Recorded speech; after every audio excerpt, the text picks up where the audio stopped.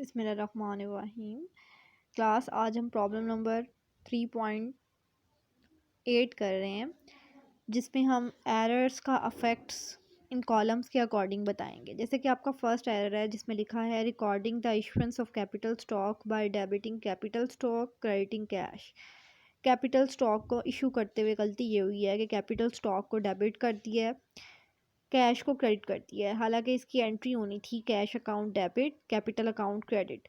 तो इसका अफेक्ट क्या होगा, इसके गलत करने से आपका कैपिटल भी इंक्रीज़ नहीं हुआ, ऑनर इक्विटी डिक्रीज़ हो गई, यहाँ डी आएगा। और जो आपके टोटल एसेट में कैश भी एसेट है तो कैश भी डिक्रीज़ हो गया।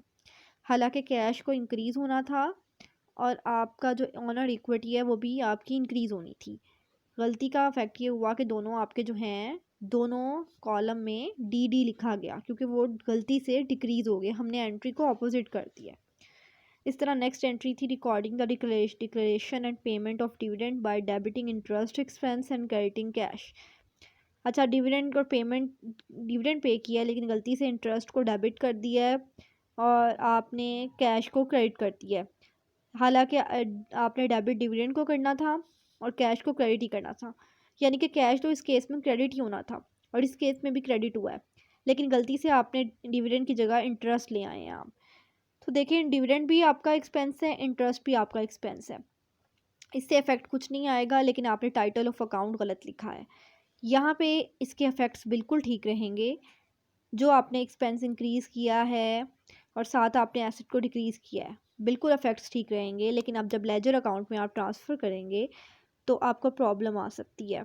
आपने इंटरेस्ट एक्सपेंस लिख लिया गलती से डिविडेंड की जगह। उसके बाद अकाउंट पेबल की पेमेंट किया आपने और गलती से आपने कैश को डेबिट कर दिया है और सर्विस रेवेन्यू को क्रेडिट कर दिया है। जब भी आप अकाउंट पेबल की पेमेंट करते हैं आपका कैश आपके हाथ से जाता है, तो कैश ने कम होना था, लेकिन यहाँ आपने कैश को डेबिट कर दिया है, इसका मतलब कैश ज़्यादा हो रहा है।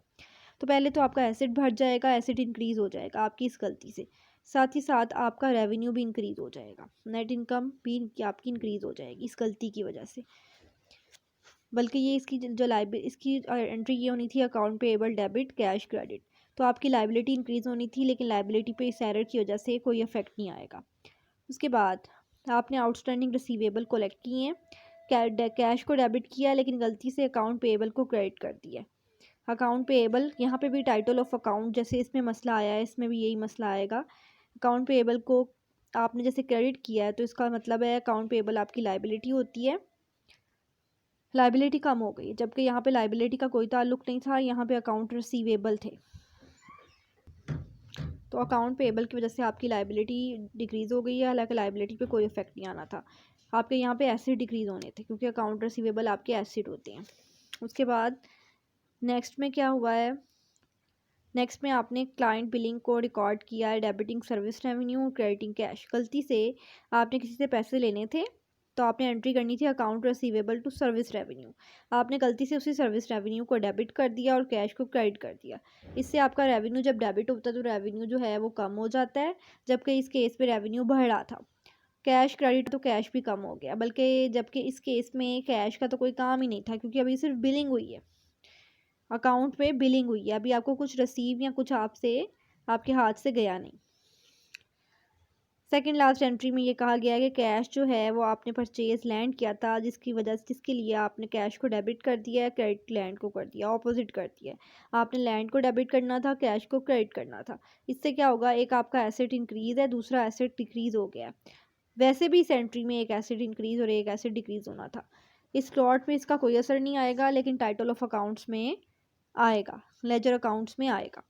लास्ट एंट्री में क्या है, आपने बिल्डिंग परचेज़ की है, आपने गलती से रेंट को डेबिट कर दिया है, कैपिटल को क्रेडिट कर दिया है। हालांकि बिल्डिंग से इन दोनों का कोई ताल्लुक नहीं, इनके डेबिट करने से रेंट आपका एक्सपेंस ज़्यादा हो गया, तो एक एक्सपेंस बढ़ गया, लेकिन ये बढ़ना नहीं चाहिए था। कैपिटल स्टॉक को क्रेडिट किया, जब भी कैपिटल स्टॉक क्रेडिट होता है वो भी बढ़ जाता है, तो ये भी आपका एरर की वजह से क्रेडिट हो गया, बढ़ गया, जबकि बिल्डिंग बढ़नी थी, एसेट बढ़ना था और एसेट कम होना था, तो इस स्लॉट पे इसका भी असर आएगा।